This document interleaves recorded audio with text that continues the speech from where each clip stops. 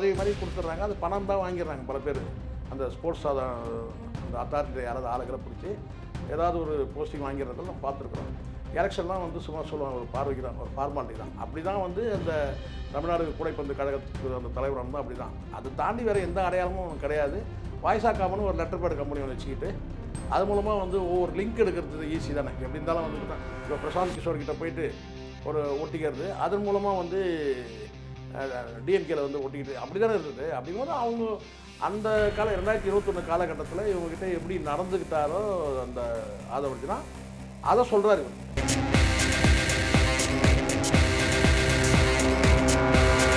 திமுத்தனமாக ஆணவத்தோட பேசுறதுன்னு ஒன்று இருக்குல்ல. நல்ல வேளை உங்களுக்கு வந்து அந்த பழைய திமுக இல்லை. பழைய திமுக இருந்தாங்கன்னா வீடு பூந்து அடிச்சிருப்பாங்க உள்ளபடியே. ஏன்னா அந்த முட்டாள்ன்ற வார்த்தையெல்லாம் நீங்கள் பயன்படுத்திங்கல்ல. பழைய திமுகவும் இல்லை, பழைய சேகர்பாபுவும் இல்லை. உண்மை இது.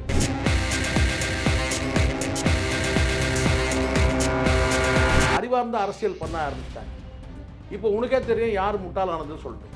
அதே மேடையில் நீ ரஜினிகாந்த் குறித்து பேச போய் இன்னைக்கு என்ன ஆயிடுச்சு, தேவையில்லாத ஒரு டிபேட்டை உருவாக்கிட்டீங்க. இன்னைக்கு இந்த விர்ச்சுவல் வாரியர்ஸ் என்ற பேரில் இந்த வல்கர் வாரியர்ஸ் எல்லாரும் என்ன செய்கிறான்னா, எல்லாரும் என்ன செய்யறாங்கன்னா ரஜினிகாந்தை வந்து தரக்குறவா பேசுகிறாங்க. என்னதான் நீ வந்து மன்னிப்பு நீ கேட்டு முடிச்சாலும் கூட நீ ஆரம்பித்த பற்ற வைத்த நெருப்பு பற்றி எரியுது. காரணம் என்னன்னா, யாரெல்லாம் வந்து விஜய்க்கு ஆதரவுன்ற பேரில் பேசுகிறானோ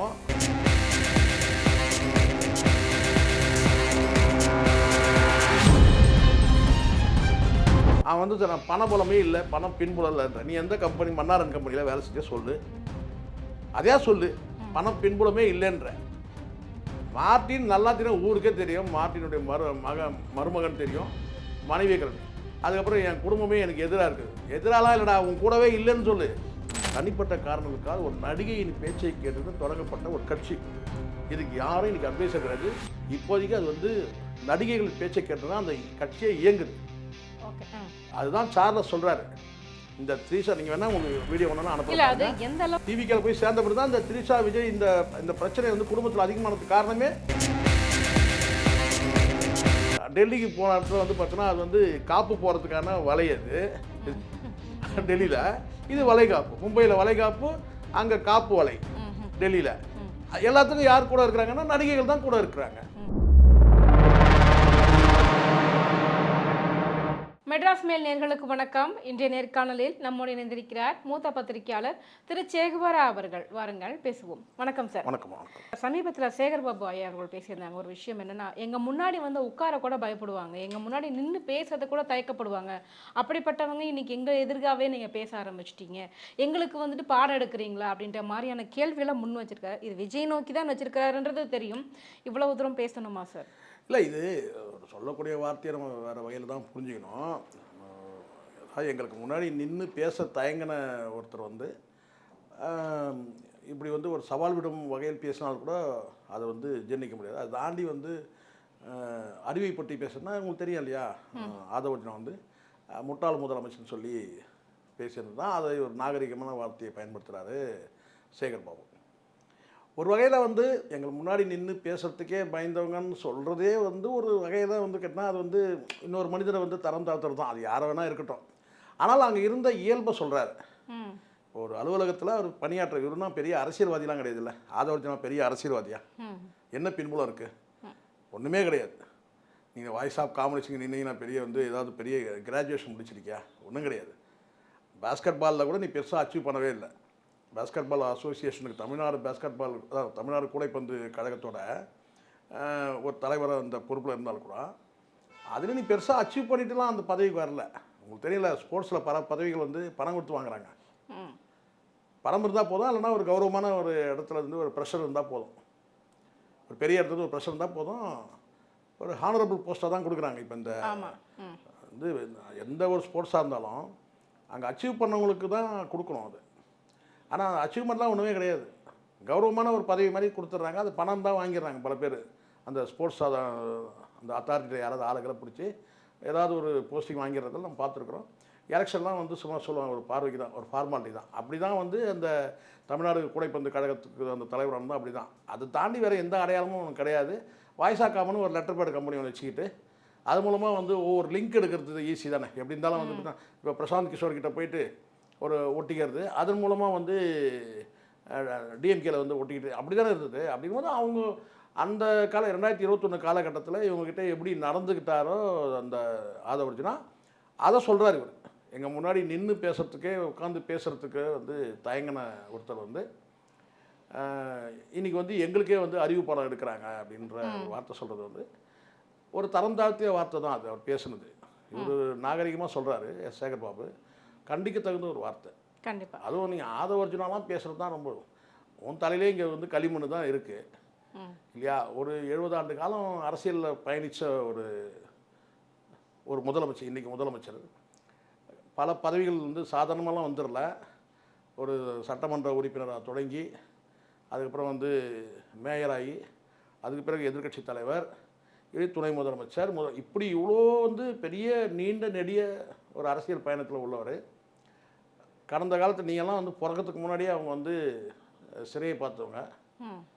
இப்படி இருக்கும்போது இங்கே வந்து ஒரு பேசும்போது யாரை என்ன பேசணுன்றது இருக்குது. எமோஷனல் ஆகும்போது நான் எல்லாத்தையும் பேசிடுவேன்னு சொன்னால் அப்புறம் குடிகாரனுக்கு உனக்கும் என்னடா சம்மந்தம்? எமோஷனல் ஆகும்போது நான் எல்லாத்தையும் பேசிடுவேன்னு சொல்லிட முடியுமா?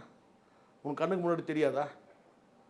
இப்போ எமோஷனாக உணர்ச்சி வசப்பட்டால் உனக்கு கண்ணுக்கு முன்னாடி யார் இருக்கிறாங்க, யாரை பற்றி பேசணும் தெரிய வேணாமா?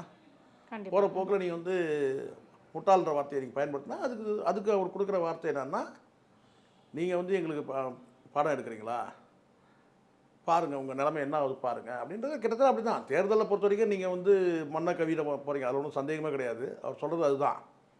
தேர்தலுக்கு பிறகு வந்து அதுக்கு பிறகு தெரியுதுக்கணும் ரியாக்ஷன்லாம் கிட்டத்தட்ட அப்படி தான் வச்சுங்களேன். நேரடியாக மிரட்டுறாருன்னு நம்ம சொல்லிட முடியாது. ஆனால் ஒரு வருத்தத்தை அந்த இடத்துல பதிவு பண்ணி தான் தீரணும்.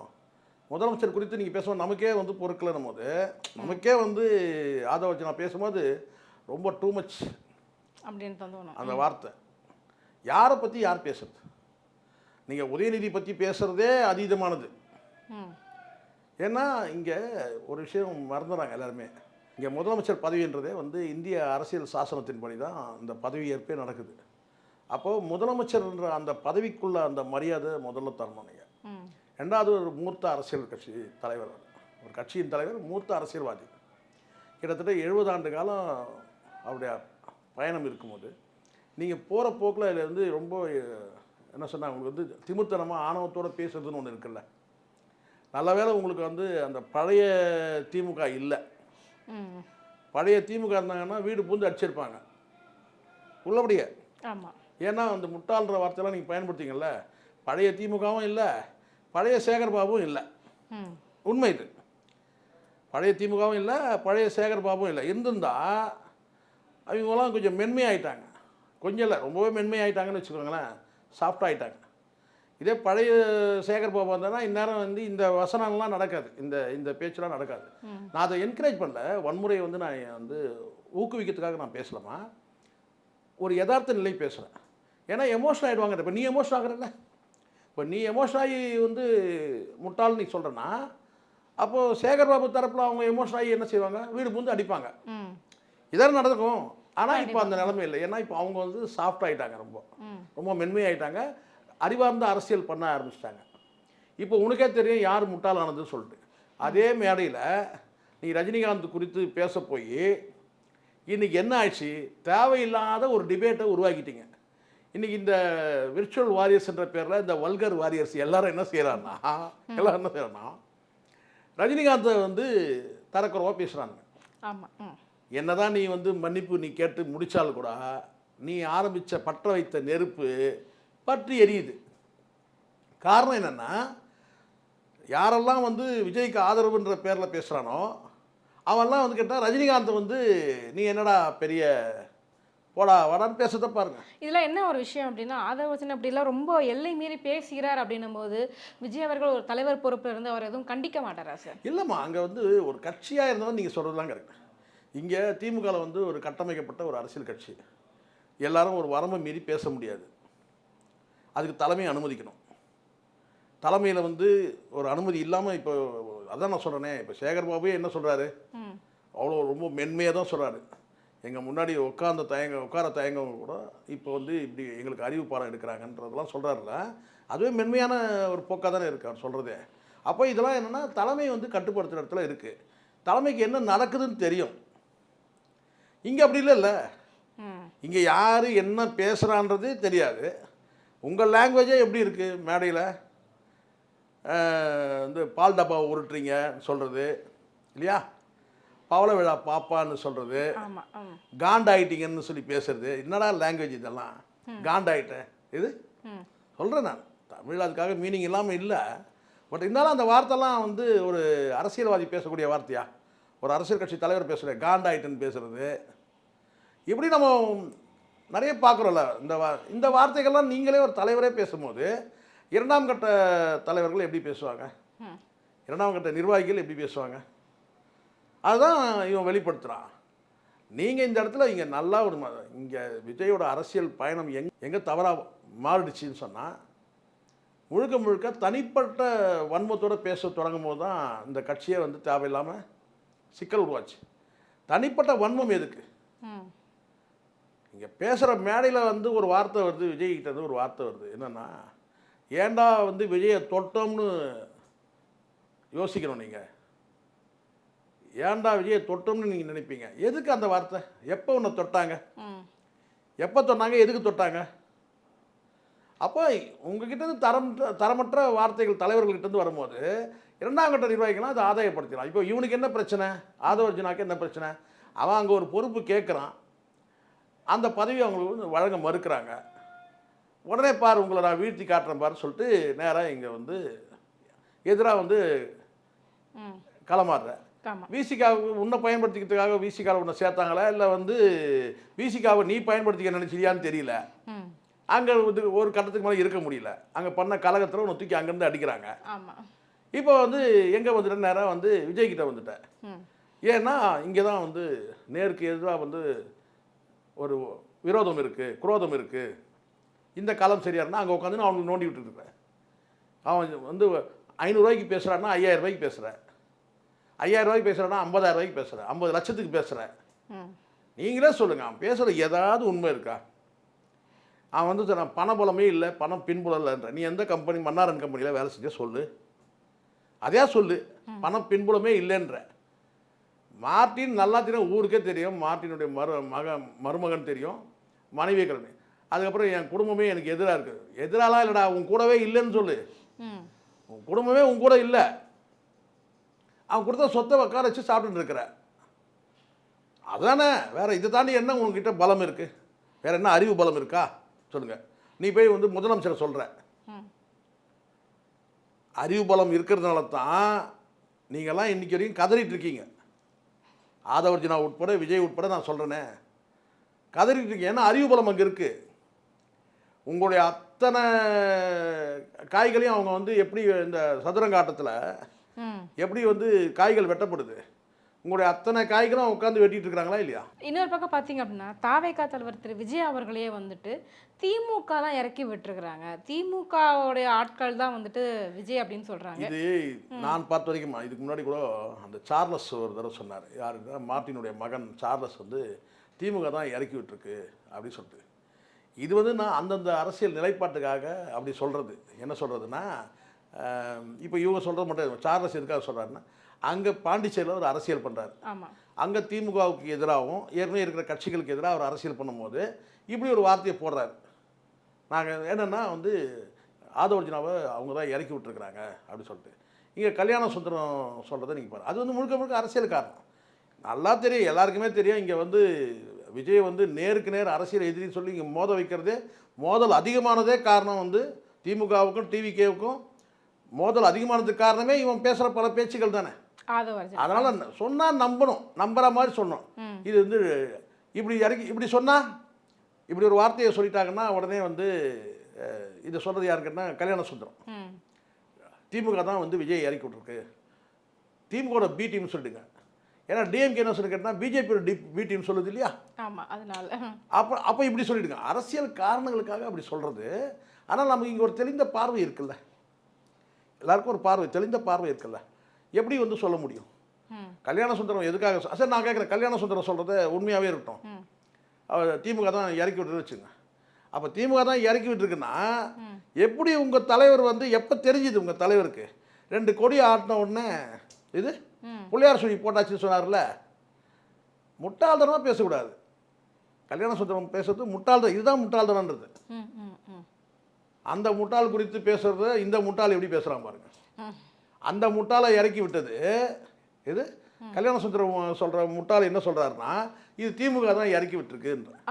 இப்போ நான் கேட்குறேன், அப்போ வந்து திமுக தானே இறக்கி விட்டுருக்கு, டிவிகேக்கு வந்து திமுக தானே இறக்கி விட்டுருக்கு.